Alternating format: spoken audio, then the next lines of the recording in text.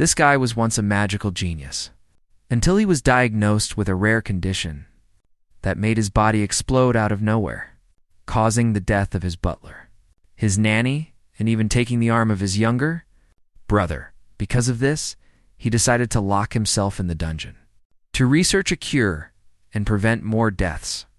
And by the time he came out, he had lost his entire family, and shortly after he buried them, he died as well, however. He opened his eyes again, back in the past. But first, leave a like. On this video, subscribe to the channel, turn on notifications, and share this video, which helps me out a lot.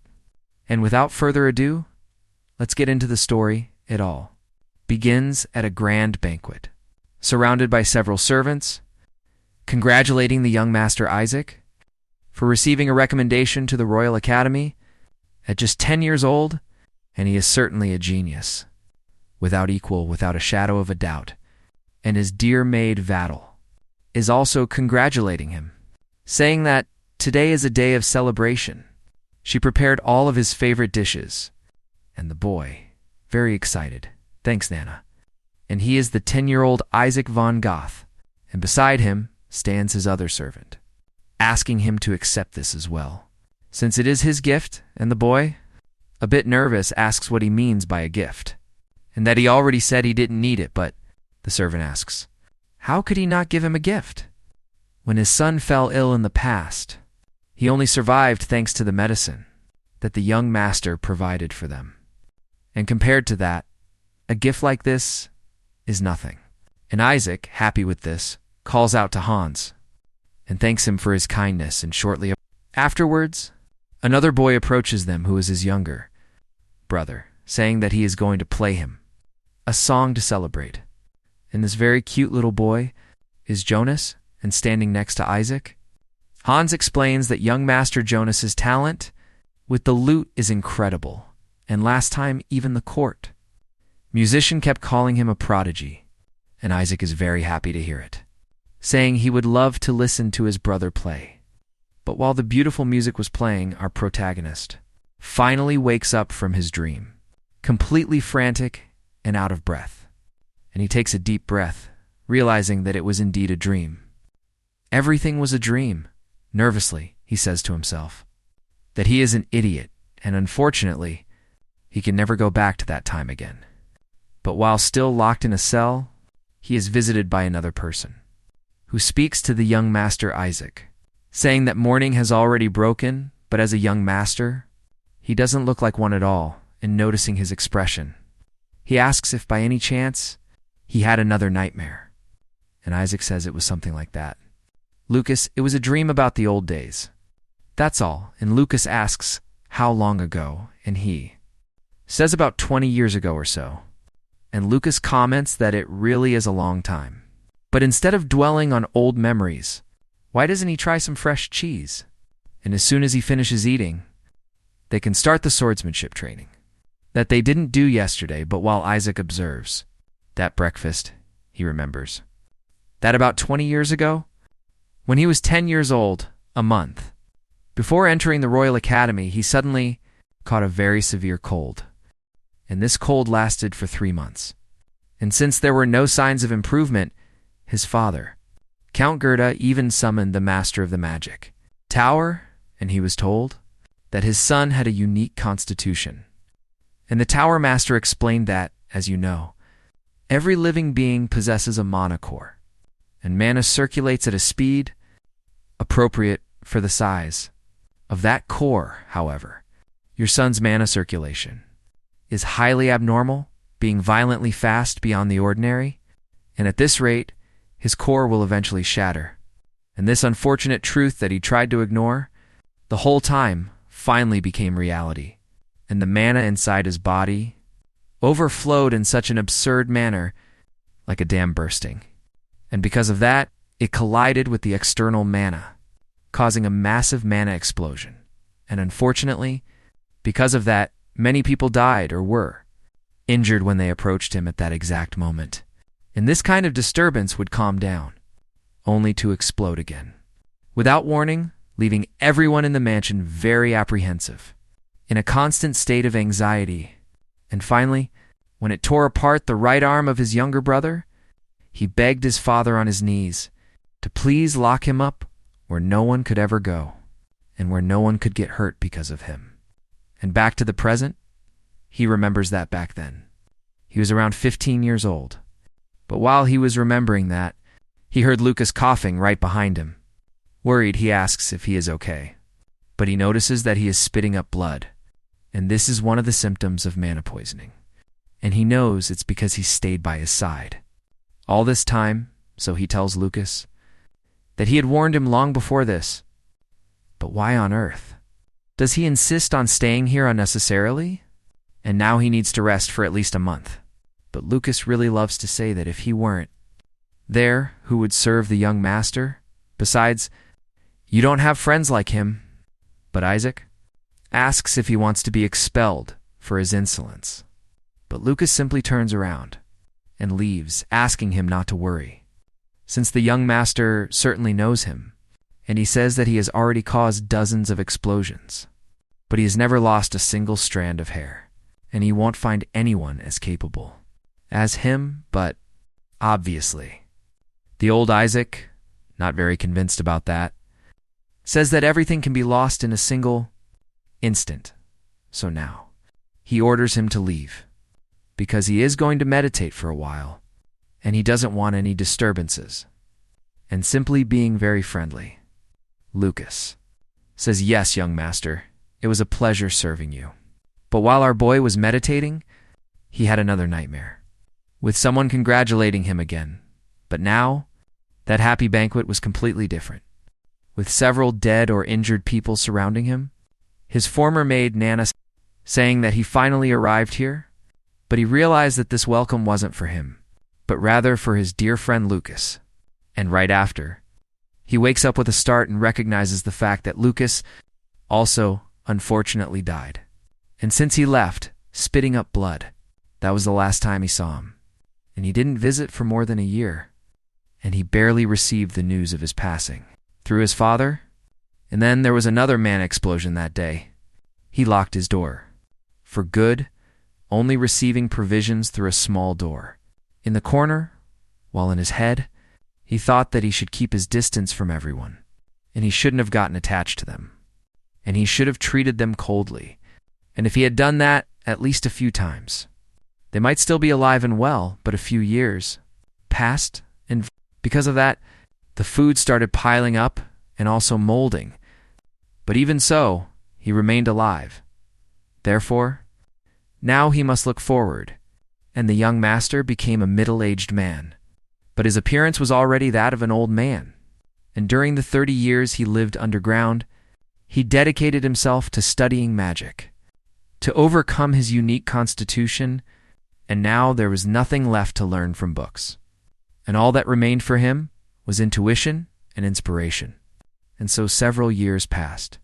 And finally, he found the key to overcome his condition.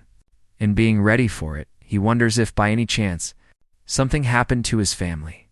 And he notices that the research materials still keep arriving, but he has a bit of a worrying, strange premonition. But even so, he continued his research. And in that time, 70 years passed, and now, walking outside his dungeon, someone goes to the door and calls him brother, which leaves Isaac in shock and on the other side of the door. The person says that he is Jonas and asks if he is sleeping very nervously. Isaac approaches the door, calling for his brother Jonas and asking what brings him there, but Jonas asks if he can come in, which startles Isaac a lot. But he doesn't think twice before telling him to say what he wants from there. And he asks his younger brother how he has been, and that boy, who is no longer a boy but an old man now, says it's a long story, and he wants to know if he knew that today is the anniversary of their father's death. Not very surprised by this, Isaac asks how his father died, and Jonas says it's a long story, and asks if he really wants to hear it. Isaac says that if it's no trouble for him, he does want to hear it so. His brother says he will start from 30 years ago. First, there was a war of succession between the first and second prince, and he is going to tell the story of 30 years ago to his brother Isaac. These stories told by his younger brother make him remember the past of when they actually lived together as brothers, and when the story ends, Isaac says he has to admit something. He has a knack for storytelling, and he even lost track of time, and Jonas just smiles and says that if he had really known, he would have become a bard who wanders around, although it would be difficult with only one hand hearing this. Isaac becomes even more sad, saying he is very sorry for him, but soon. After, Jonas asks if he knows something, that father, mother, and even he himself were all very angry with him, but they also missed him a lot, and they really loved him very much, and it is a pity indeed. And he wanted to at least see his face one more time, at least one last time.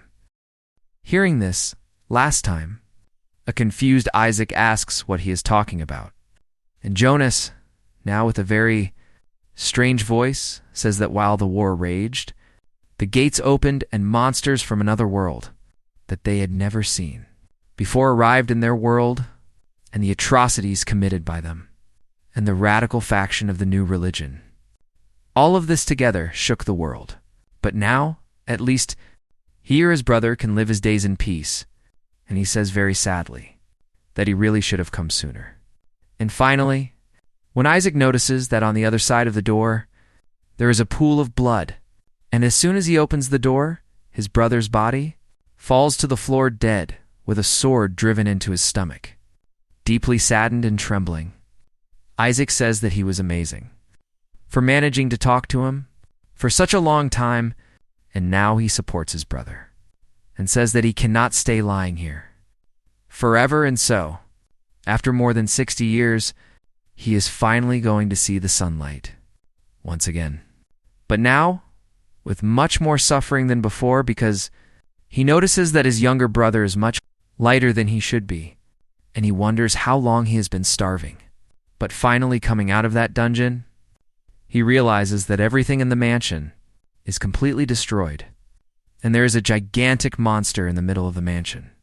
But it is dead, and our boy comments to his dead brother, "It's snowing now, Jonas, and you know that the ground freezes in the winter, so the body cannot be buried. So what he has to do is wait until spring, and after he buries Jonas in the family cemetery, he will rest too." So like that, more time passed, and spring finally arrived, so our boy buried his brother beside his parents in the family cemetery, and at that moment, in the presence of the three of them, he, holding a very strange crystal, makes a hand sign, and fire magic is cast right above him, and he asks them if they saw it.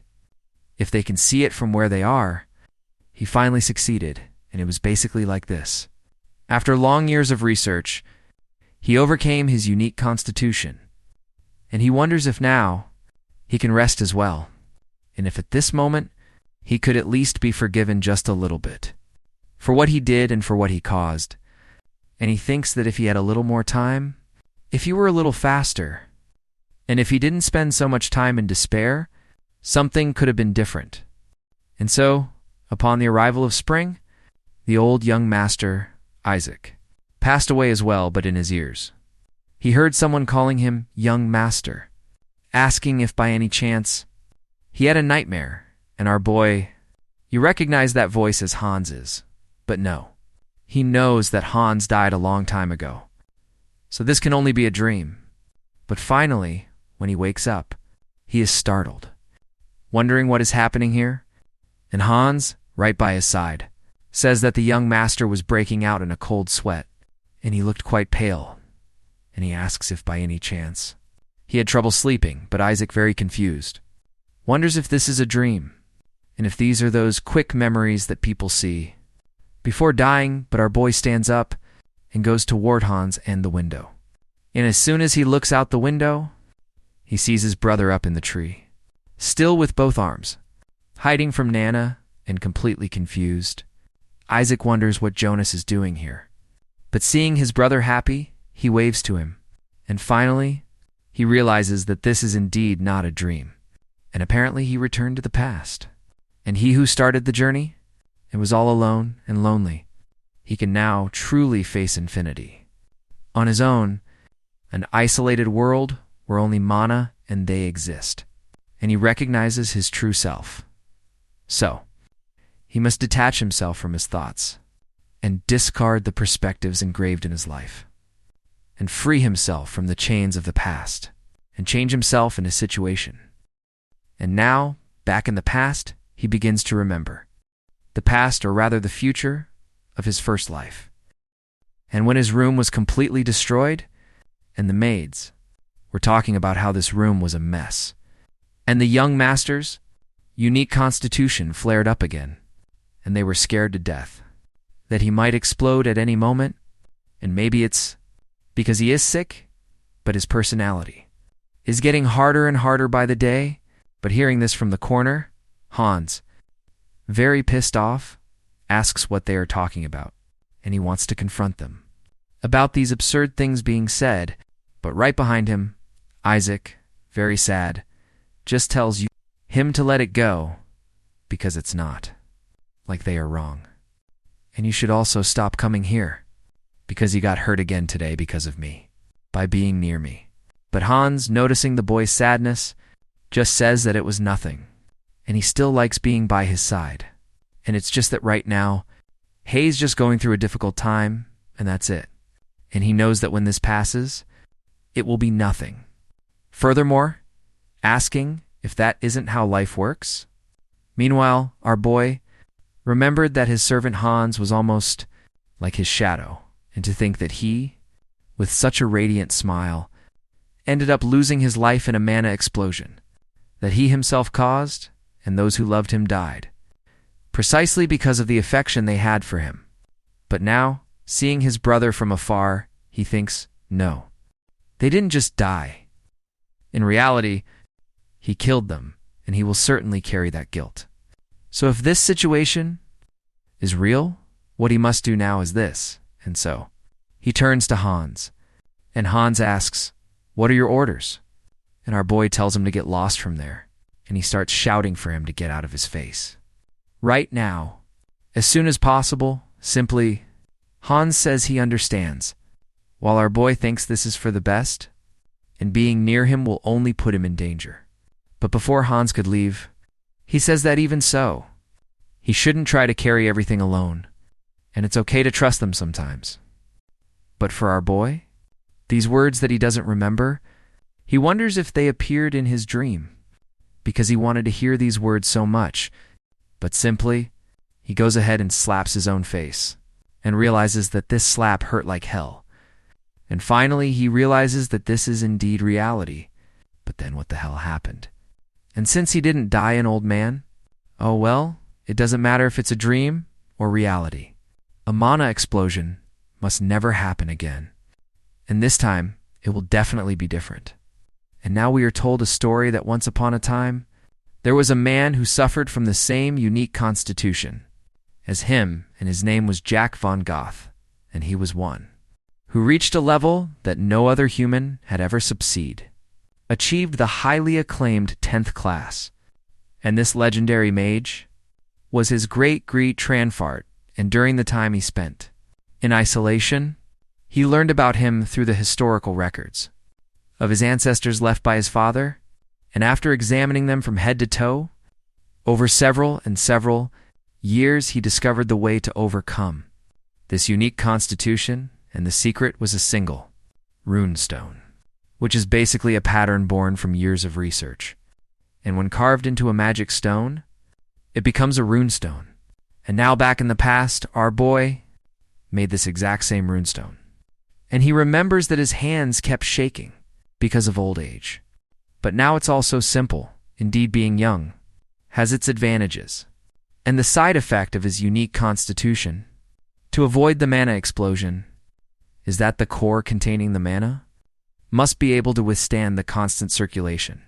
However, since his mana circulates with an absurd speed and intensity, the core basically can't handle it. And normally, a person would die the instant it shattered. But strangely, his core restores itself, as if nothing had happened. And that's why he could cause a mana explosion 10 or even 20 times. A total disaster. And so, this unique stone causes intentional damage to his mana circulation path, and the constant impacts are then applied to the damaged areas, ultimately opening new channels. And by doing so, the violent impact of the mana is dispersed. But he knows that the success rate is very low. But he managed to succeed shortly before dying, and that little spark was proof of success. But he gets very nervous, wondering if it will work this time too. So, gathering his courage, he activates fire magic. But to his surprise, it wasn't just a simple spark. It's almost a flame cannon, and he completely, in shock, wonders what kind of firepower this is, and how it can be so strong.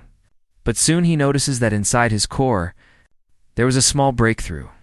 He felt it immediately, circulating throughout his entire body, and right after staring at that runestone, he actually begins to play with magic. While he gets happy, thinking that the channels have increased to 3 now, and each one has a different size and property. He became capable of manifesting 3 spells simultaneously, and he is very happy, because it really worked. Since he sort of didn't expect this. But in reality, this wasn't his goal, and his true goal is to prevent explosions from occurring. And for that, 3 channels are not enough. He must use magic more frequently, and regularly increase the number of channels, minimizing the overload on the core as much as possible. And then, until then, he cannot let anyone stay by his side. And when he says no one, he means absolutely no one. Indeed, but a few hours later, then Hans was there, bringing his dinner, and he says it's the wheat bread that he likes. While our great already says that he has told him to leave several times. But Hans just tells him to stop with that, because the young master hasn't been eating very well lately, while Isaac realizes that he isn't listening to a single word of what he says, and he knows he has always been like this. So, he stares at Hans and asks how old he is, and Hans says that he turns 12 this year, and he thinks about how he used to throw many tantrums to eat, so he tries to hide his pain. But looking at that bread, he recognizes it, because it's the bread that Nana made, and it has been a long time since he tasted it. And seeing his young master eat, Hans becomes very happy, but our protagonist interrupts this happiness of his and mentions that he hasn't seen Nana lately. And Hans says that regarding that, it's because her son, Hyder, has pneumonia, which surprises our boy, who immediately asks if by any chance she went back home then? And he says that a nanny left her post because of her own son in any other family. This would be unthinkable, and what a wonderful management your family has, huh? And him commenting on this leaves Hans quite surprised. But right after becoming very serious, he, quite embarrassed, asks if Hyder is the only one suffering from pneumonia, and Hans, noticing that he really is the same young master as before, says that actually no, and all the children in the village caught this illness, and our boy says he understands. After thinking for a bit, he finally remembers the incident that occurred during that time. The pneumonia incident in mass at Black Goose Village, and it was during this incident that Nana lost her son and had to live with a deep feeling of loss until the day she died. But even on that day, at the time of her death, she told Isaac that she was glad to be the first one to leave this time, but now back to the past. Our boy doesn't want to make her go through the same thing again, and he thinks that the cause of the pneumonia, which was discovered much later for sure, he knows what it is and also knows how to solve it so soon. He stands up and asks Hans, what kind of monsters they subjugated around there recently. And so, the next day at night, in the middle of the forest, a deer is attacked by a fireball, and startled, it runs away from there. And the owner of that fireball was our boy. And Isaac thought it was a wolf, but it was actually a deer. And where Isaac was heading was exactly to Black Goose Village, where Nana lives. But before that, we go back a few hours ago too, when Hans asked him, what do you mean? Subjugated monsters in Black Goose Village? and well, he didn't really see it clearly himself. But from what he generally knows, someone from the magic tower passed by here once, saying they wanted to buy them as research material, and he managed to catch a glimpse of them at that time, and it seemed to be a giant spider, covered in silver hair, so our boy thinks that, according to what Hans said, the identity of this monster is undoubtedly a winter spider. And winter spiders are not particularly strong monsters, but they form hordes due to their terrifying reproduction rate, and the problem here is the mana these monsters possess. An exposure to high-density mana leads to mana poisoning, which acts like a poison that slowly suffocates you. And now, back to the present. Our boy gathers herbs throughout the forest, while thinking that the children of Black Goose Village must be poisoned by the mana emitted by the winter spider, and quite tired after gathering several herbs. He knows that the knowledge about mana poisoning is still very rudimentary in this period, and it's no wonder they think it's pneumonia. But he knows the reserves should be enough, because if given to the children, the symptoms will be relieved. But he knows this is only a temporary effect, and to cure them completely, the winter spiders need to be exterminated, so he could ask his parents for help. But his father is usually at the frontier fortress, and his mother is traveling across the continent in search of a cure for his unique constitution. So if he just keeps waiting for them, Hyder's life will be in serious danger. And finally, at nightfall, Argoth arrives at the Black Goose Village, and inside a certain house, Nana herself, Hyder's mother, was very sad about her son's condition. But to her surprise, late at night, someone knocked on the door, and when she asked who it was, she recognized Isaac immediately. And our boy, looking quite tired, looks at her and says she doesn't look very well, very startled. She asks what he is doing there at this hour, and if something happened at the mansion, and as she can see, haze covered in dirt, but soon he steps back from her and says that he noticed she hadn't shown up for work for a few days, so he came to see how she was worried. Nana begs him not to come in because her son, Hyder, has pneumonia, and if he enters her house, he might catch it, but Isaac just turns around, takes a cloth, and puts it over his face, and says that this is enough.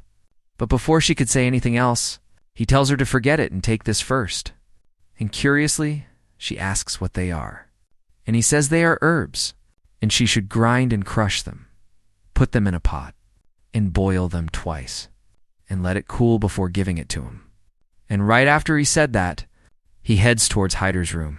And arriving there, he recognizes the boy's condition and realizes it's really bad, as he has bluish spots. So this is definitely mana poisoning. In saying this, our boy goes up to Hyder and asks if he can hear him. And Hyder slowly opens his eyes, and surprised, he asks what the young master is doing there, but shortly after, he begs him not to fire his mother, saying she can't go back because of him being sick, but calmly. Isaac says he won't fire her because his mother is the only one who gives him wheat bread, and he just tells him to only worry about himself right now.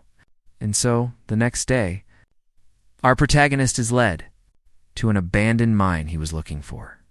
And he asks this guy if, by any chance, it's the limestone cavern, and the guy says that's exactly it. He's sure of it, soon. Our boy thanks him and says that from now on, he'll take care of it. But before the old man could leave, he just asks him to be careful, since many people have been disappearing around here lately, and our protagonist just thanks him for the warning.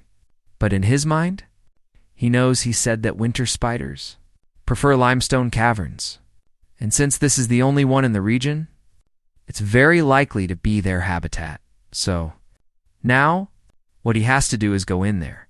But before that, he needs to prepare a bit. He remembers that last time, by opening new circuits with his mana circulation, he became able to manifest 3 spells simultaneously, besides managing to produce a power similar to second-class magic. However, there are some limits, and abusing it could cause his core to shatter. And he doesn't know how many spiders are inside, so he can't just waste mana so recklessly, and that's why he needs the herb called glacial belladonna, a plant that is generally used for paralysis and anesthesia through the dilution of its fruit. But for the winter spiders, it's a very potent poison and living in the same habitat than its own deadly venom. It's really quite ironic then. A few hours later, after he collects several herbs, he realizes he should at least get a pair of gloves because he got somewhat intoxicated by it. But all right, the preparation is now done, and he has created several rune stones in the mansion. So he can proceed, and in this manner, our protagonist goes down through that cave, and the more he walks, the darker it gets, arriving a bit deeper than the entrance. He thinks that dying in a place like this would be a completely pathetic death, but he thinks it is through there, and the way down is by these steps. And finally, he goes down, and when he steps onto the surface, he is very tired with this highly weakened body. But when he looks, he notices that, apparently, he found a place full of bones. And he knows that these mummified corpses, piled on the ground, had all types of bodily fluids sucked out. And further in, he recognizes a human clavicle, and realizes that one of the missing people died in this place. But at that moment, while he was thinking about this, he notices a movement, and as soon as he turns around, he sees his prey and already activates several fireballs. And finally, he attacks the winter spider. Seems to be a very ugly creature, and he knows they are afraid of fire. So this should keep them away for a long time. And now, what he needs to do is prepare before they appear in a pack, and soon he puts on his mask and goes to work with those herbs. And so, with a single finger, he points at that basket of herbs, and out of nowhere, the herbs start catching fire and that vapor, and smell drift toward the other spiders, basically poisoning them. And our boy, noticing that they are weaker, thinks that now, very well, the hunt can begin, and he will kill every single one of these spiders. But before the fight, he flashes back to the past, which is his future in his first life, with our boy in his office. But while he was writing some things, he starts hearing a man shouting, asking what on earth. They are doing 4 things to reach this point. But that butler told him to be careful with what he says, because he is before his excellency. But the resident asks if there is anyone there who doesn't know about any of this. And he is questioning the lord of this territory, right? Now about why he failed to protect his people, and why he abandoned Black Goose Village. After Isaac saw that, he just turned around, saying that he was too noisy, and comments to himself that he should block the windows so that so much sound wouldn't escape. But he thinks no. He thinks it would be better if he were sent to the basement once and for all, because if he is in the basement, there will be less noise and no one around, so he will be able to focus solely on his research regarding his unique constitution, and he could even line the walls with Demizi Trinho, which is a magic resistant, and he would be prepared for mana explosions. And so he turns forward and asks, "What do you think, Hans?" But unfortunately, Hans was no longer around. And when he remembers, he is shocked, because he knows that Hans died a long time ago, but now, back to the present. After these memories, our boy thinks that whenever memories return, they are always of those old days. And these winter spiders seem quite weakened now by the glacial belladonna. But he knows that he cannot give the venom directly to the spiders, but if he burns it and creates a smoke like this, they will be paralyzed and slowly suffocate. And of course he wouldn't be safe either, and that is why he blocked the air with a damp cloth and purified it using the mana from his body. And at the same time, he generates a fireball, condenses it, and then changes its position to protect the surroundings. So with purification, fire magic, and changing the magic's position, he is using 3 spells simultaneously, through the 3 mana circulation pathways, which is known popularly as multi-circuits, and thanks to that, he managed to buy a lot of time until the spiders became weakened. So, now he gives the signal and says goodbye to the spiders, exploding each one of them with flames. And right after he kills them all, he walks slowly towards the back and notices that the spiders are running to a certain place, a very specific place, so he knows there must be water around there. And finally, after a long walk, our dear protagonist thinks it's good that it's burning here. But at this rate, he will suffocate from the smoke too, and what's more, this place is really hot. And now what he wants to do is finish this quickly. So finally, he finds the ice lake, and notices that now, unlike before, it's so cold that it's almost unbearable. And the temperature dropped enough to even create ice. But right after he looks up and wonders if by any chance, those are eggs, and there are so many of them. And he wonders if she laid that many eggs. So, maybe this is more dangerous than he thought. And in fact, the worst happened when the place started shaking out of nowhere. And when Isaac stared at a certain spot, he noticed movement coming from there. So, he activates his fire magic and throws it into that darkness. And finally, when he looks, there is a winter spider much bigger than him, right above Isaac's head, and it completes the trick, and he starts screaming in horror when the giant spider quickly attacks him. But at the last second, he managed to escape from there and realizes, damn it, my premonitions never fail. This is a winter spider queen. And unlike the other winter spiders, she has fire resistance and emits a freezing air. And it's because of her that they are called winter spiders. And he really didn't think a piece of trash like this would be around there. But unfortunately, it's true. So if I attack her with this fireball. But unfortunately, as expected, she doesn't burn like the other spiders, just by being hit by a fireball. But at least her movements aren't that agile. But he recognizes that his body is reaching its limit, and that's quite natural, since he used so much magic for a whole day, with a body of only 12 years old, and has no combat experience. So, this fight is going to be much harder than he expected, but there's not much he can do. And come to think of it, that wheat bread that Hans gave him was delicious, and in this north, where not even wheat grows, being able to eat soft, wheat bread was thanks to Nana, and Nana would go 2 distant cities every week to buy high-quality wheat for him, who was picky about rye bread. So now, what he has to do is return her favor. But for sure, he is going to ask for a lot of bread when he returns. And right after, he takes out his weapon, which is a shovel made of, while thinking that even though she is a queen, she is just a type of arachnid. So, if he thinks of something and breaks some blocks of ice, and with his shovel, he charges at the queen, wanting to kill her in a single attack, and in this way, he drives his iron shovel right into the head of the Spider Queen. But unfortunately, she is quite resilient.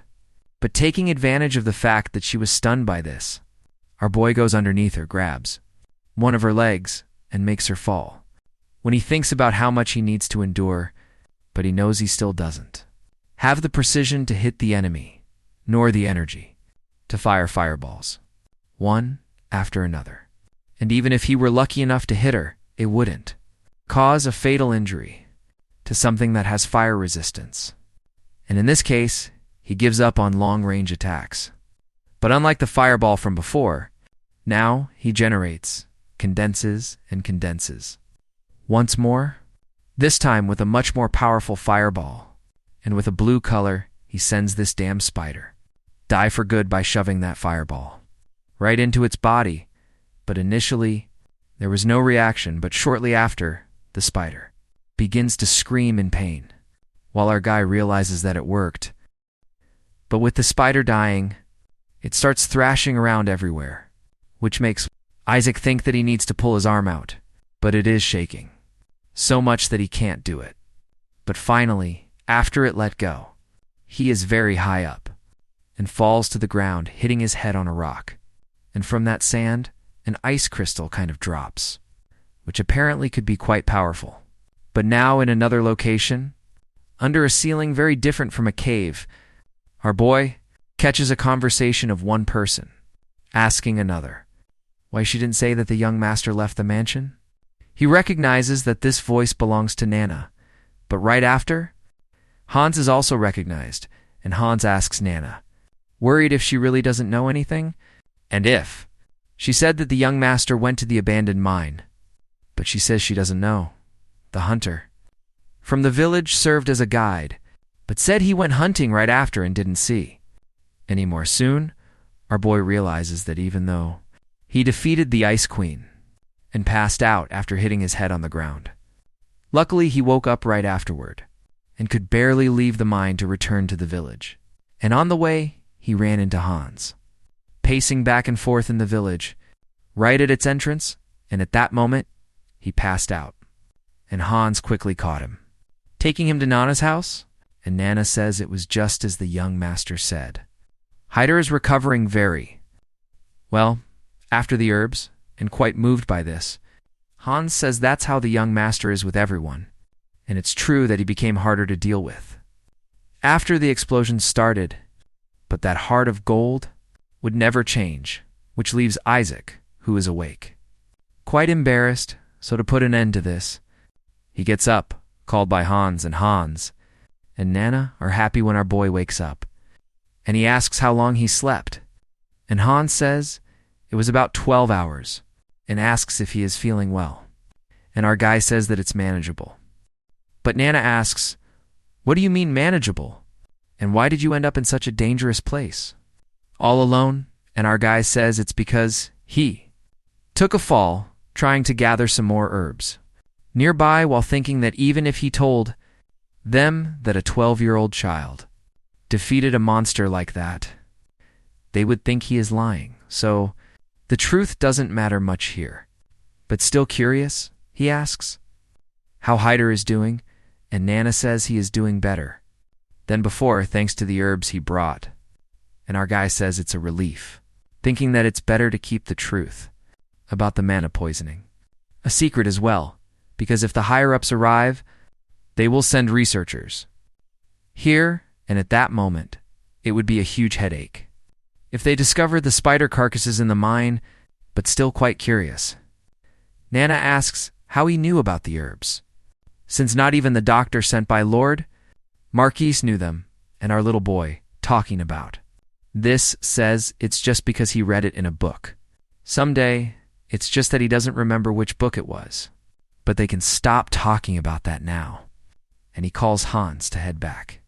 But Hans, worried, says it's snowing outside, but our protagonist gives him a look and says that if anyone finds out this secret outside the mansion, he will definitely be in trouble. But before leaving, Nana asks him to take this with him, which the village people sent as a thank you, and our boy takes it, but says nothing.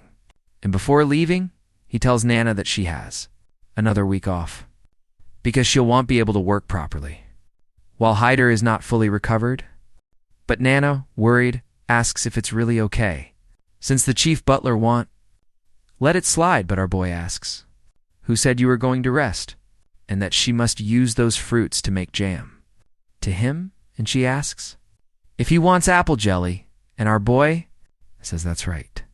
And when she returns, she should bring some wheat bread too. And she, quite surprised by his attitude, becomes very touched by the change in the young master, who seems to be a little better now. And so, some time passed, and back at the mansion a few days later, our boy starts running around it, and keeps remembering that during this time, which was about a week, his core went through a change, and he gained more mana circuits, in addition to the 3 he already had, totaling 4, and with that, his core stabilized, and now he can use 4 spells at the same time.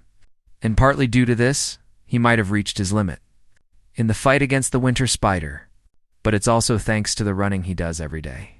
And using magic requires understanding, calculation, and also sensitivity, and it's a task that consumes a lot of mental energy. And if the body is weak, the mind is too, and mental strength. requires physical endurance. And the reason he reached his limit so quickly, in that damn mine, was the fact that he was in the untrained body of a small child of 12 years old, and in his past life, it was Lucas who forced him to train every day. His physical body, and remembering his friend Lucas, he gets a little sad. But to our boy's surprise, someone enters his courtyard, who is the chief butler, saying that now it's time for the routine exam, and our boy recognizes him as Schiller. But beside him, he asks who it is, and this guy with glasses introduces himself as a doctor, saying it's good to see him and asking how he is today. However, our protagonist thinks that he is the private physician, appointed by his father, and they say he is the most renowned doctor in the vicinity, but not even. He properly understood his constitution, and so the doctor looks at the young master and says there don't seem to be any serious problems, and in fact, he seems much healthier than before. And so, now it's time to adjust your medication, gradually, but in Isaac's head. He realizes that this charlatan draws his own conclusions all by himself and sets them as absolute truth, and right after, the doctor opens his case and tells him that this is a potion called panacea, and it stabilizes the flow of mana. And our boy thinks about this panacea.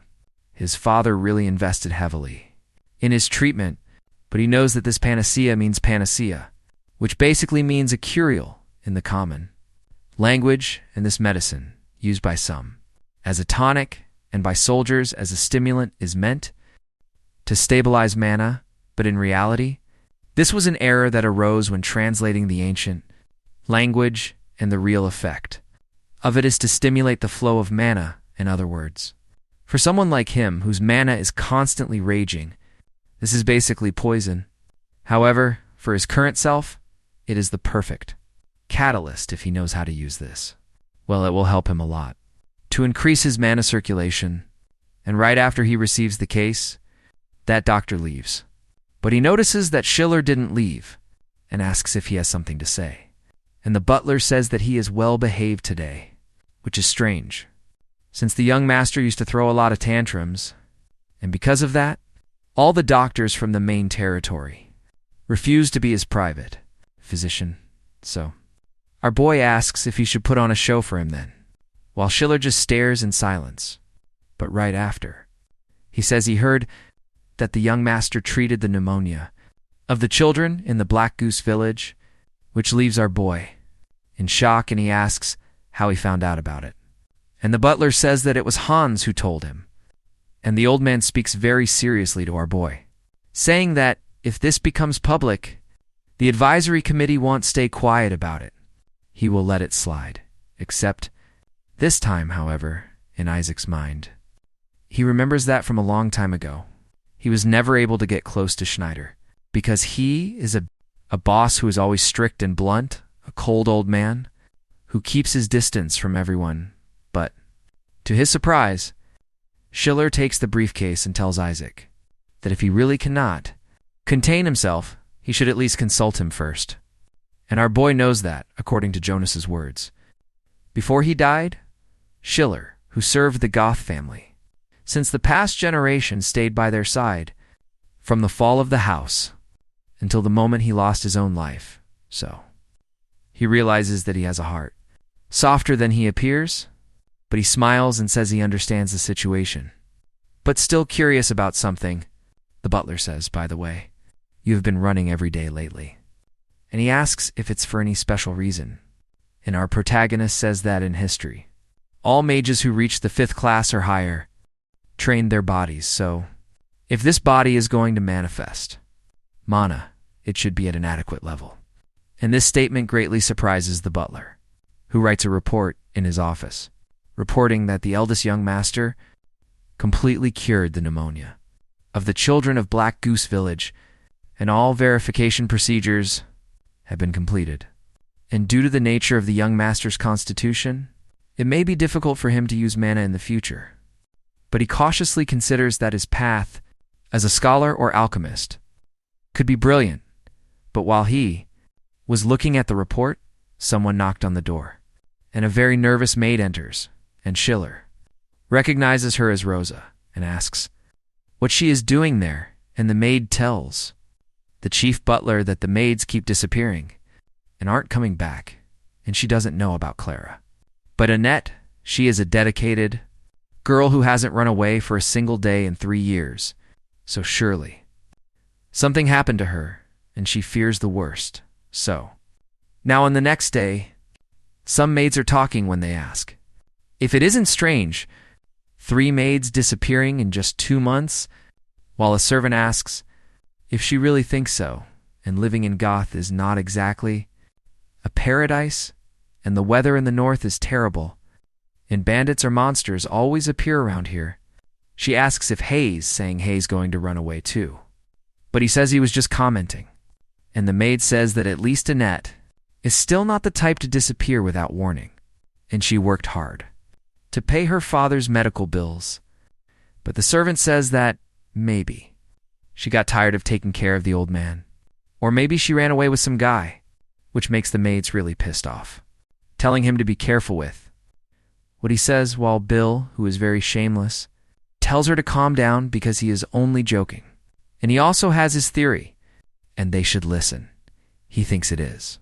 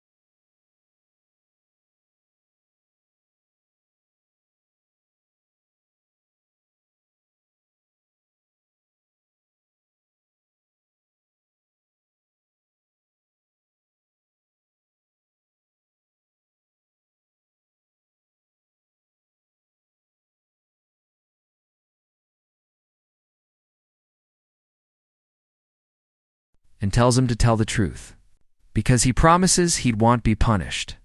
And Bill asks if Hayes serious, and our boy says yes, but even so, he is afraid, and our boy, noticing this, asks if it's because of him. And Bill says, well, you know how things are, and you can look at Hans. He is the one who serves you. Closest, but Hayes always all bruised and hurt.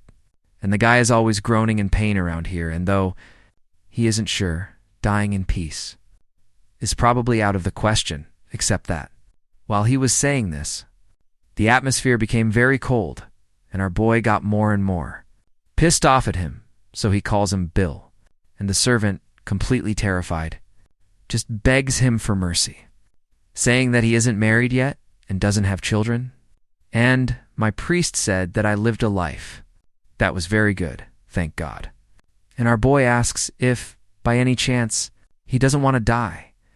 And Bill says, obviously not, so Isaac tells him to do a job for him instead, which surprises Bill a lot. And now, later that night in his room, our goth thinks about Rosa and Annette. He obviously remembers them, and he knows exactly who they are, because right after Hans and Nana died those 2 maids, the only maids who volunteered to serve him back then, our boy ordered them to leave because he wanted to be alone. But Rosa tells the young master that he is injured, and he can't do that.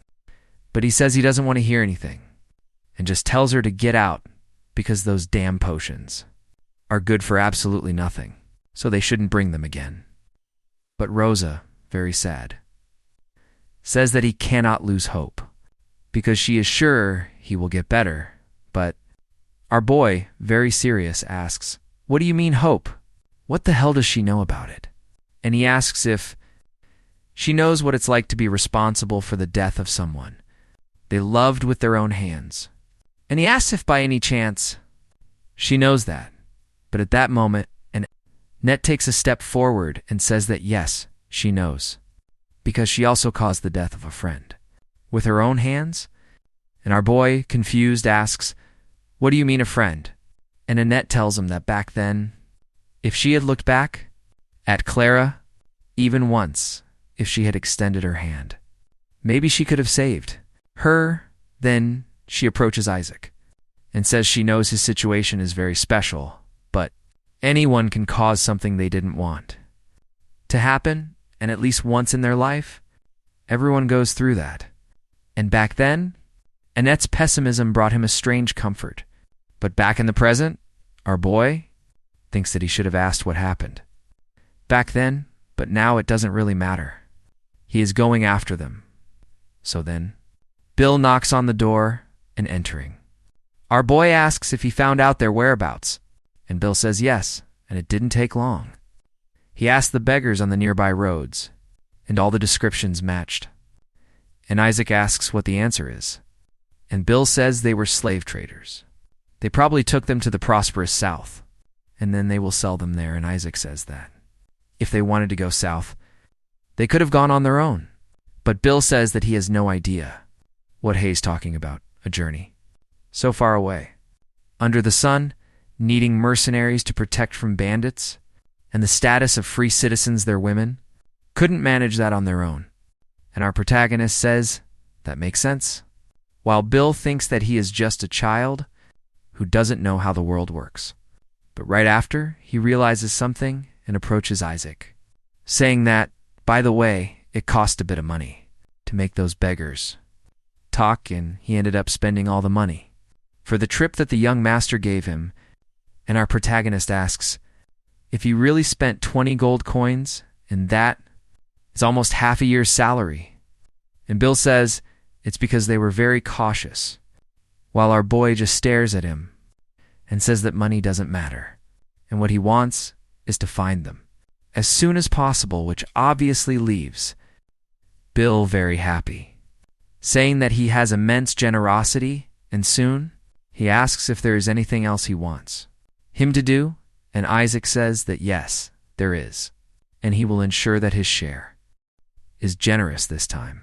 And he wants to know if he accepts, and Bill says, yes, of course, while he thinks to himself that he fooled a silly child. And just as he thought, all he needs to do is be smooth-talking, and if he knows how to use this boy, he will make good money. The problem is that he is a bomb that could explode at any moment. But even so, he knows that making a lot of money has its risks, and life is full of risks. But the return is very high, however. What he really didn't expect was that a few hours later he would be in a dark cell wearing nothing but shorts, surrounded by several skulls, and screaming in terror, how the hell did we get to this point? While our protagonist back there, also in the cell, just stares at that crystal, and then looks at Hans, smiling, as if he were an idiot. And now, in a cell in the underground dungeon, Hans is very indignant, asking how the hell they got to this point, and he remembers that everything was going very well when he took the young master out of the hidden mansion, and finding the smuggler who took the maids was also easy. But when he laid his eyes on the young master, he got very excited, and now he understands why the young master became a target for the slave traders. But why the hell did he end up there too, and now in just his shorts? And on top of that, the young master, who wouldn't have a single hair of his touched, as if he were luxury merchandise, while they left him with absolutely nothing, and highly indignant. He goes up to Isaac and asks what they do now, and he must have some kind of plan to execute, now that they've been caught, and he tells him to stop playing with that stone, and say something already. Our boy asks if, by any chance, he stopped using honorifics. Now that they are imprisoned, Isaac walks calmly up to him, saying that he is going to get out of here to look for Annette. And the other maids, but very indignantly, Bill says, of course you will. But how can you do that? This is assuming he will have to get out of there by breaking these solid iron bars. Quite simply, our boy reaches out his hand and melts the bars, as if it were nothing, startling Bill immensely. And right after that, he completely changes his attitude, asking the young master if, by any chance, he isn't going to leave him behind, right? While our boy asks if, by any chance, he knows the way, but right after that, Isaac says that this place is a labyrinth. He might end up getting lost, surrounded by bandits. And he asks if he thinks he can't handle it, but, well, I'm leaving now, and good luck with your escape. While Bill enters, panic mode, and just begs him to wait. As our boy turns around, he sees what it is, and it's Bill completely on his knees, begging him to save him, saying he will do anything he wants. And so, our boy stops and thinks about this guy Bill, and knows that he is acting exactly like he did back then. And in the past, Bill did the exact same thing, kneeling down, begging for his life to be spared, and saying that he was completely out of his mind and shouldn't have done that. Considering the kindness the Lord showed him by taking him in, but Isaac's father tells Bill that he used to be a bandit, and when the Goth family was hunting bandits, he survived by handing over information about his group. But this time, the one you betrayed was the Goth house itself, so they can no longer trust you. And completely terrified, Bill begs his master, please forgive me, at least this once. But on the other side, the chief butler says that's enough, and asks if he really thinks that his crime of trying to sell the secret books of Goth to a criminal organization would be forgiven so easily. And it was on that day that Bill was killed by Isaac's father, while he heard his father say that he would be much more useful to him if he weren't so greedy. And our protagonist remembers that day as if it were today, and as a former bandit who knew the underworld economy well, Bill must have tracked the maids using the knowledge he had. And if his memory serves him right, the criminal organization to which Bill tried to sell the books in his past life was the same group of bandits that kidnapped the maids now, and those bastards that grew through human trafficking will spread through Goth like a disease and torment the people. And any seed that might threaten his family must be nipped in the bud. Then he takes it out from his robe and turns around asking, didn't you say you would do anything? Sign it? Showing him a contract. And now, later, at another location in a closed room, the bandit boss was dining calmly, talking to his father, and saying that he isn't eating today either. But while he was dining, his subordinates were completely in shock at that scene while watching their boss, begging, please, eat something. What am I going to do if you keep losing weight like this? He keeps asking if he is in there. And when he looks forward, he only sees a wooden stake driven into a skull, while he asks him to wait just a bit longer, because as soon as he succeeds with black magic, they will be able to see each other again. But he notices that he still isn't responding, and he asks if by any chance his soul could be weakening or something like that. But right after, he turns to the guys and asks, where is the bathwater? And the guy says, well, the only ones left now are the goods to be sold to the merchants. But before he could finish the sentence, his head is crushed by his own boss, who indeed looks like a psychopath, who doesn't even blink when killing someone. He says that this should be enough for his bathwater, where apparently he uses blood as bathwater, and so he walks away, saying he will be waiting for them. While the guys say they will prepare it right away, completely terrified, where they say, damn it, that bastard really uses black magic. And it's already the 10th time Hayes done this, both in that bastard's food, in the bathwater, and in everything he does. And next time they should just deliver the goods quickly that they are going to sell, because otherwise the ones who will end up dying are themselves. But the other guy just told him to stop complaining. No one help him with this. But while they were carrying that dead body, they heard a noise, and when they finally went outside, they wondered what was happening. But right after, they hear another noise, and very frightened, they approach, and when they finally notice, there is a head rolling right beneath them, and it's their own boss, near, staring at them, dead, and they fall to the ground, while another person approaches holding a cleaver and asks if they could fetch him some water, and instantly they recognize him as Bill, while Bill, covered in blood, orders them to give him water now, you bastards. You smug pieces of shit, and for us. To understand what happened, we now go back a few hours, when Isaac asked Bill if he would truly do anything to survive. So now, what you need to do first is this. And Bill, curious, asks what it was. And our protagonist says it's a contract first. The contracted Bill must obey the contractor Isaac, unconditionally, and second, the contracted Bill must not reveal any information about the contractor Isaac. And third, in case the contracted Bill violates any of the above terms, the punishment is death. This left Bill completely in shock, telling him to wait a moment, because what kind of terms are these? While our boy says that he will sign it with his blood, and that is the only way for the magic to work, pulling out a cleaver to scare him. And Bill, indeed very frightened, asks why he would do something like that, but right after they hear someone's noise, walking in their direction, while our protagonist, because apparently they don't have much time, and soon. Afterward, he asks if by any chance he doesn't want to live, and hearing those footsteps, Bill realizes there is no way out. So he says, whatever. He takes the cleaver, cuts his finger, and signs the contract with blood, and thus a magic contract functions while our protagonist gives a confident little smile. And finally, those guys appear, asking who they are and how the hell they got out of the cell. And Bill, frightened, says that here they come, but quickly. Our boy hit something on the heads of the three of them, making all three fall to the ground unconscious. And Bill asks if they died. And Isaac says no, they just passed out. For now, but frightened. He asks how he did that, while our boy just shows that crystal and says it was magic.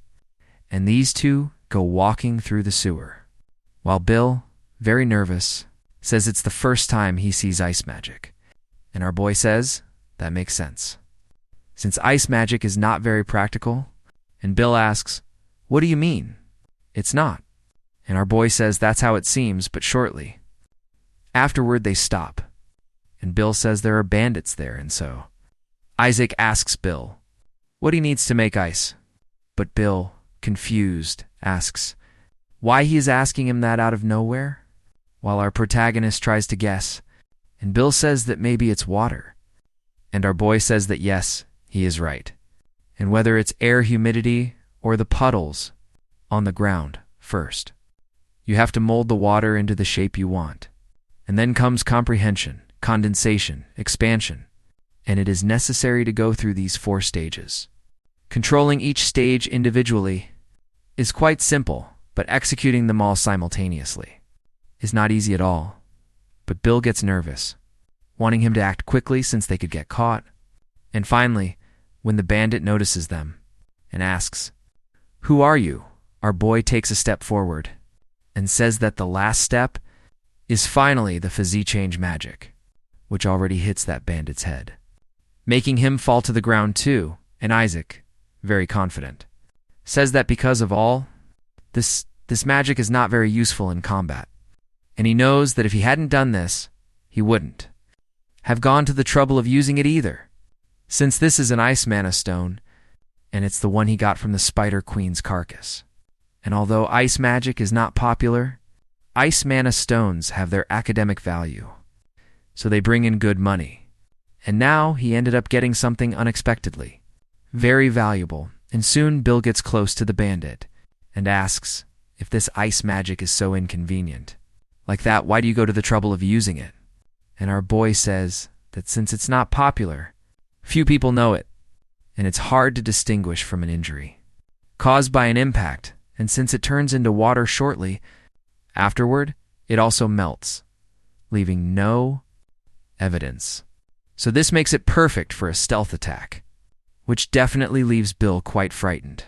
But at that moment, here come 2 more, while Bill asks if he isn't going to finish them off, and Isaac says that even if he kills them, trash, like them are easily replaced. But Bill asks if they wouldn't just do the same thing right after, again and again.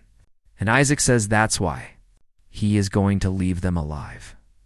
Which leaves Bill quite confused. And our protagonist says he is only going to kill one of them, which is exactly the one that appeared in front of him.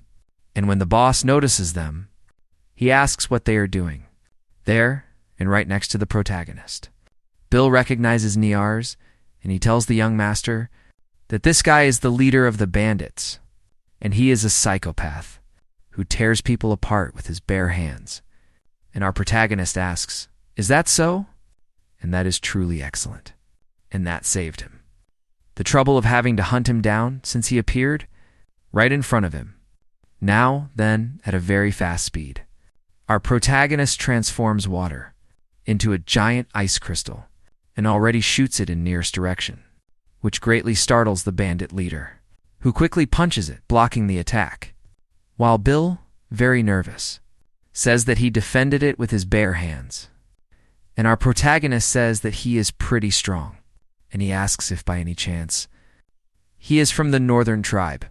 And Nier stares at them and asks what they are doing there, and if they aren't, the goods, he would be very worried. There wouldn't be enough water for his bath, but now this came at the perfect time. And on top of that, a mage, and they will be great materials for his black magic. And he walks slowly toward them, while Bill just begs him to stop. For now, and as Niers approached, Bill started screaming that he is just a normal human. But at the last second, just as he was about to touch him, that crystal that our boy missed with rebounded right into Niers' heart. And Bill, completely confused, asks how this is happening, while our boy says calmly that he was just a fool and everything was calculated.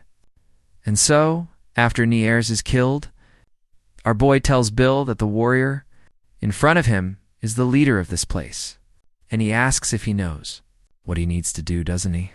And Bill, completely lost, says that yes, he knows. He simply goes over there and tears off Niers' head, while our boy watches everything calmly, as if it were nothing. But he thinks that anyone can end up doing things they never wanted to do at least once in their life, and it happens to everyone. And that was exactly what she told him. On that day, and you probably won't be able to turn back or erase what you did. This will haunt you and leave a mark for the rest of your life. And so, what is left for them are only two options. Either you suffocate under the weight of your guilt, or you fight to move forward for them too. And that was what she told him. And back then, Enid, carrying the guilt of having lost her friend Clara, must have given him this advice. And now, back to the present, our boy doesn't need to hear the same advice twice. Because this obviously won't happen. Because in this life, Annette won't lose her friend. And finally, when Annette returns to the mansion, she remembers exactly what happened. When her friend Clara asked her if they had heard that the nobles from the south are looking for women from outside the city. And when they asked why, she said that apparently the women from the south are ugly, so they are looking outside the city to find beautiful women to marry. And their friend comments, "Really? And maybe I should try going to the south."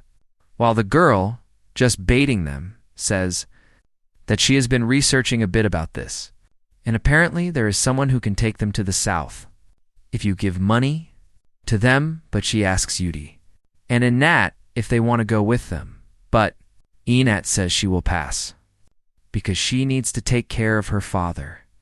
And after she tells this to Isaac, she says that that was the last time she saw Yudi and Clara, and they never heard from them again. So our boy thinks that it's exactly as Bill suspected, and he asks if, then, she was kidnapped while looking for the two of them. And Annette says that that was exactly it. And she said that when she found Yudi and Clara again in the sewer, they had lost their minds.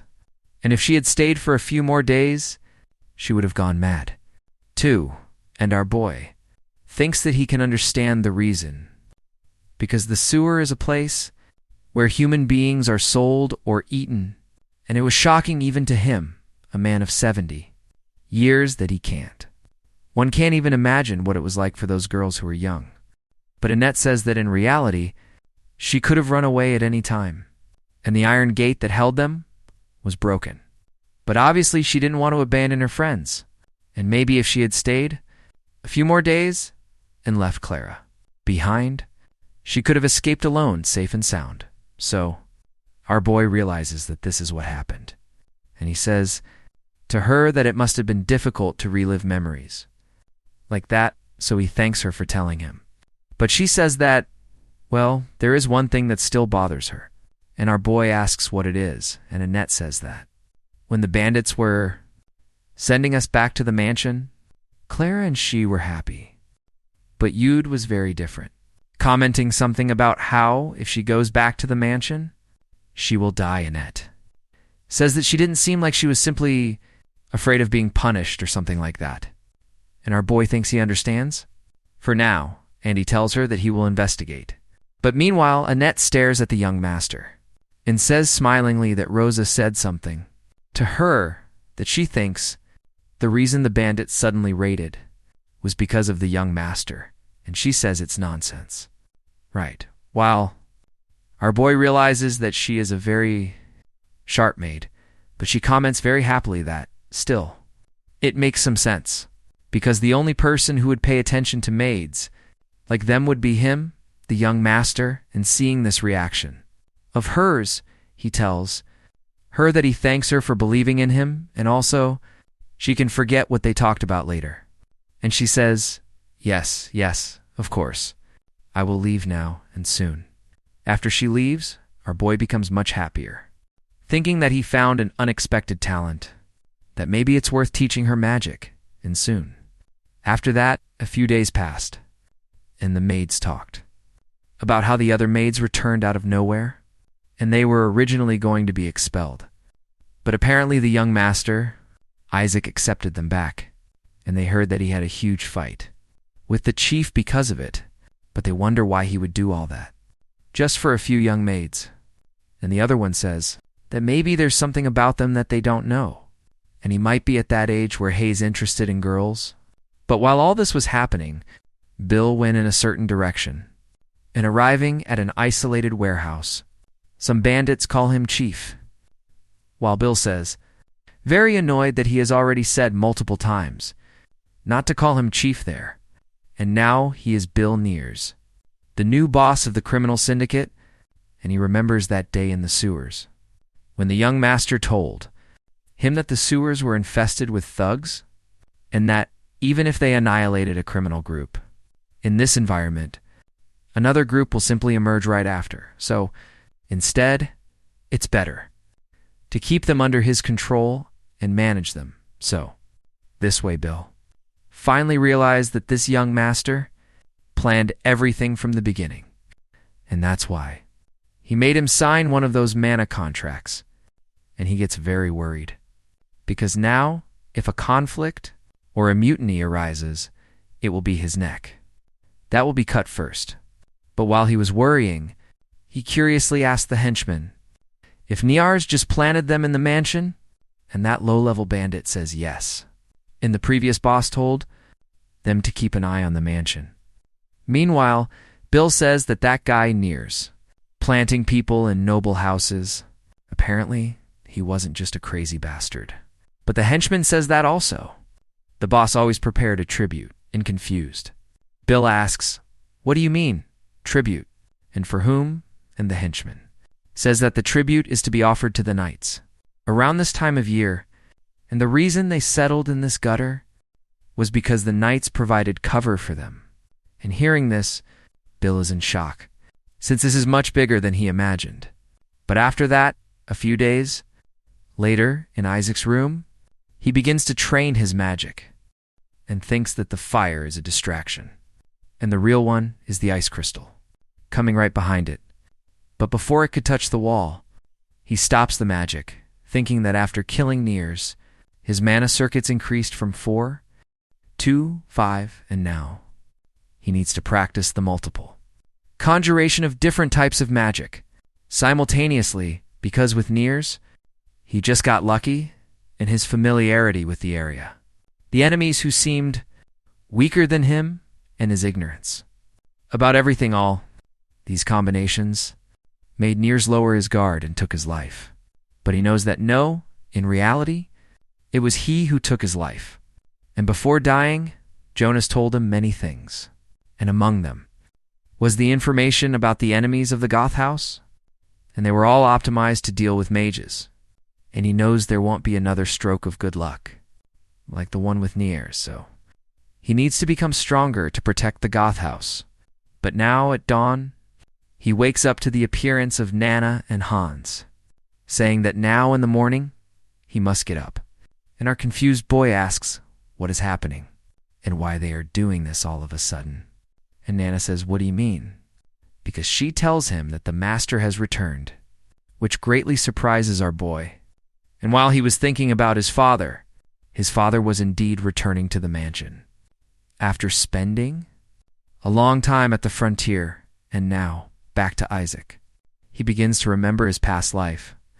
From when he was an old man in that gutter, and when his father entered his small room, and when his father stared at his son, he was quite surprised by his appearance as a decrepit old man, and simply, he stayed there to cut Isaac's hair, who now looked like an elder, and he says that if this is what he wishes, it will be very painful.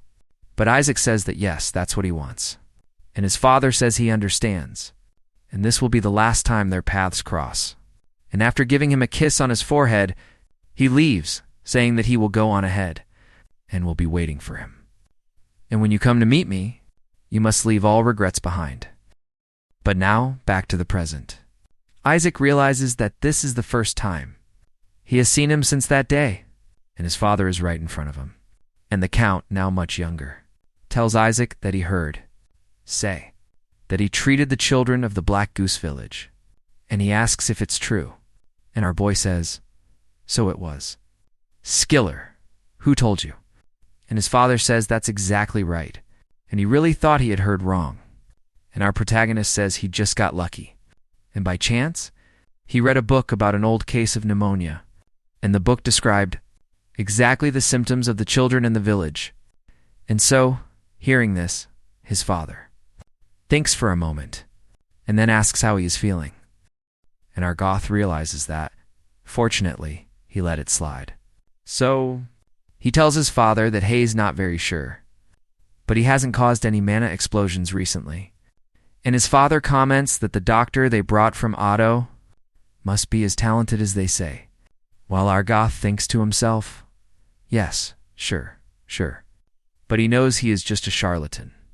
And after a while, father and son look at each other.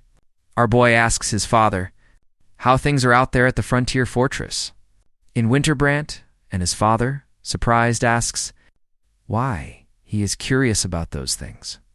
While our boy says it's because, as a Goth, he will have to go to Winterbrant. Someday his father says that no, it's nothing different from usual. Monsters, knights, and snow everywhere. But actually, there was something different. Yes, just the fact that they passed through the city of Burney on the way back, and they always passed through there whenever they needed supplies. And if our boy thinks of the city of Burney, the city with the sewer, his father says that there was also a small problematic incident. And our boy asks, what do you mean by problematic incident, and what happened? And Count Gerda says an infantry soldier attacked the company commander, which surprises our boy a lot, saying that this soldier must have been executed. But Count Gerda says no, the victim, the commander himself, requested a military tribunal, and very confused, our boy wonders why he would do that.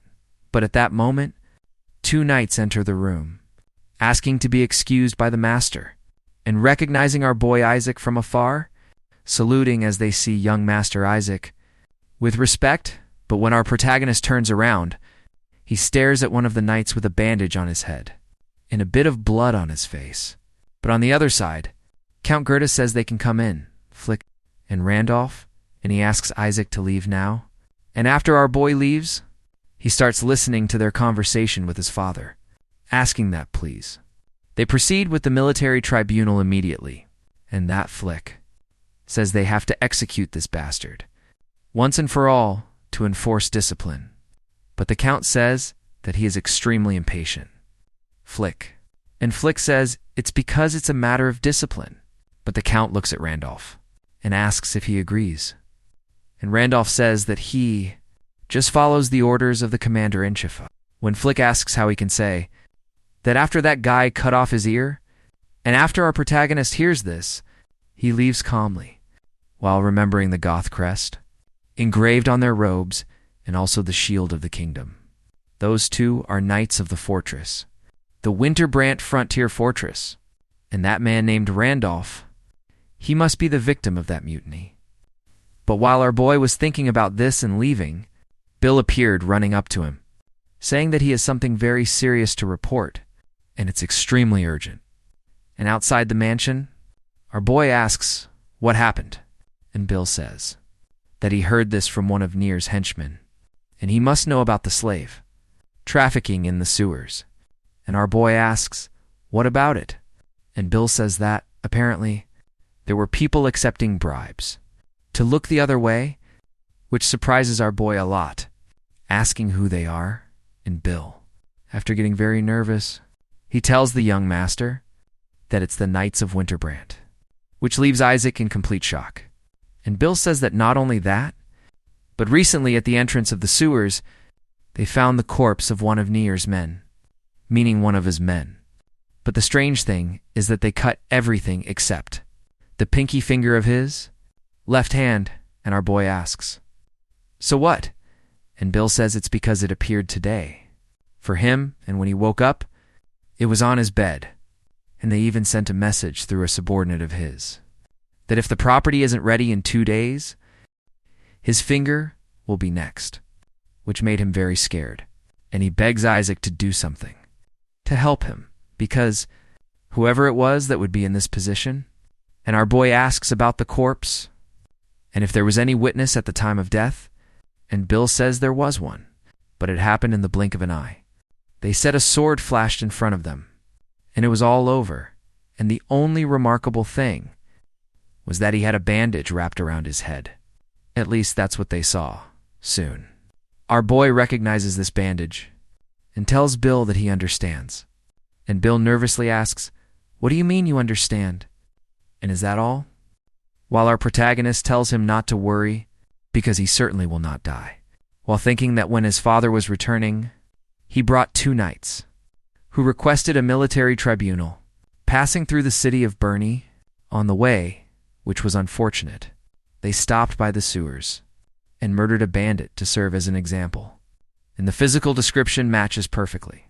Gritting his teeth in anger, he thinks that these 3 knights of Winterbrant, if this is really all true, they are not the shield of the kingdom, but rather a disease. That needs to be eradicated. Then shortly after, Isaac goes on a mission to the dungeon, and the guard asks what brings him to the dungeons, and Isaac says that there is a death row prisoner because of the mutiny, and he came there to see him, while that prisoner was inside the cell, awaiting the decision of his own death. As our protagonist went through the dungeon, he was thinking that the reason why he sought out a death row prisoner was to confirm one thing. If the Knights of Winterbrant really have a connection with Niers and by coincidence this prisoner on death row was the one who committed the act of insubordination against them, and maybe he might know something, and so Isaac, facetto-faced with the prisoner, asks if he knows an organization called Niarsi. Goes on to say that they are involved in human trafficking, and then the knight froze, while our boy notices that he looks very familiar. He asks if he knows about the connection between the sewers and his company commander, but the knight remains silent. But soon, he stands up and says he will say it. Only once, he doesn't know anything. But finally, our protagonist, he recognizes him instantly and asks for his name, and the guy says it's Carson.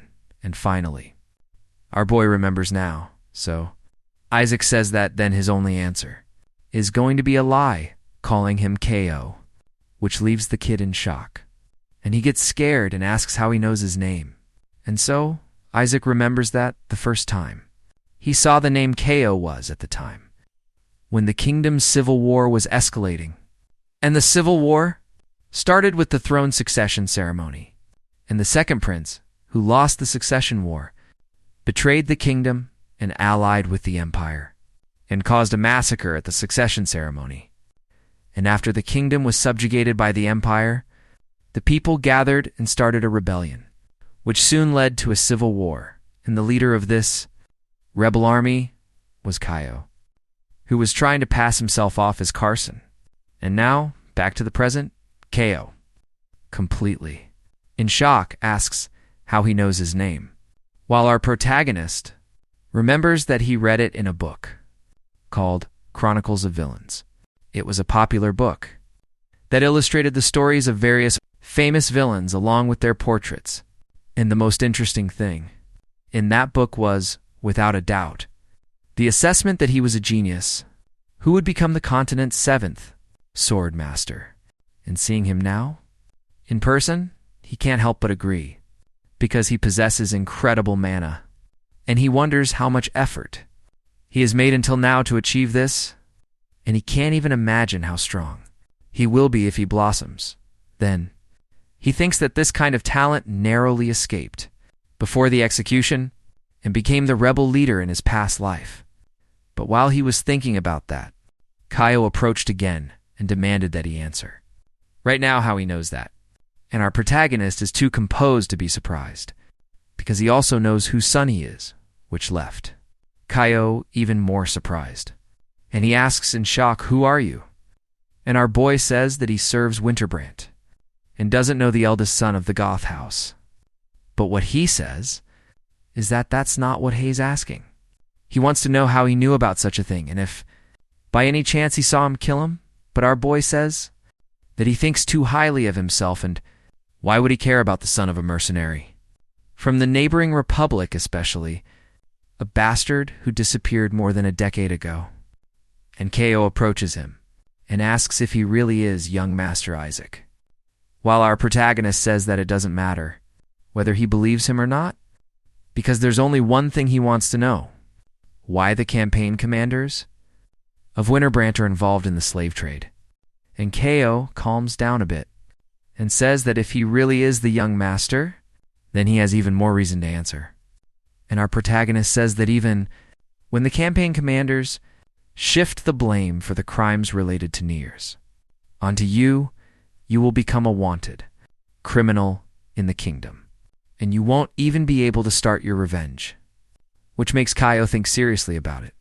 But realizing that he doesn't want to say anything, our boy just sighs and thinks that he is not someone he can manipulate like Bill. So in that case, he has no other choice but to lure them himself. So then, the next day inside the sewers, those two hooded knights say that this is very strange, and there is no sign of Nier's men in this place, but soon. After, he tells him to look over there, because the cages holding the merchandise are completely empty, and he comments that suddenly they stop the bribes, telling them to come find them if they had a problem, and this new Niers must be planning to cancel everything. But surely he is new, but just as they open the door, they notice something wrong, because at that moment, the one who opened the door was the new boss himself, Bill Niers, completely trembling with fear and asking them to come in. But the two knights are surprised by that. They ask if by any chance this is the new Niers subordinate, but why these servant clothes? But as they can see, he doesn't seem to be armed, so they feel more at ease and enter the room, and finally come facetto face with someone sitting, with a candle illuminating the place. So the knight takes a step forward and asks if he is the new boss Niers, and that he called them like that without even a greeting. And he asks if, by any chance, he has 9 lives. But at that moment, to the surprise of both, they hear a very familiar voice, asking if he can ask them something. And finally, they recognize the child's voice, and soon, our boy stands up and asks them why they did that. Finally, one of the knights notices something strange and kneels down immediately. And the other one, frightened, asks what Hay's doing. But the guy very pissed off, tells him to get on his knees right now, and asks if he really doesn't know who this person in front of him is. And finally, our protagonist appears in the light and says that it's good to see them again, and now they can have a cup of tea, maybe flick, and Randolph. And immediately, they recognize him as young Master Isaac, and Isaac tells everyone to leave a like on this video and subscribe to the channel.